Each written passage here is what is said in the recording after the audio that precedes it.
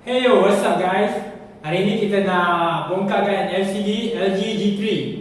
So, nanti kita akan ke close up. Sebelum tu, korang subscribe dulu video kita orang dan tekan button like.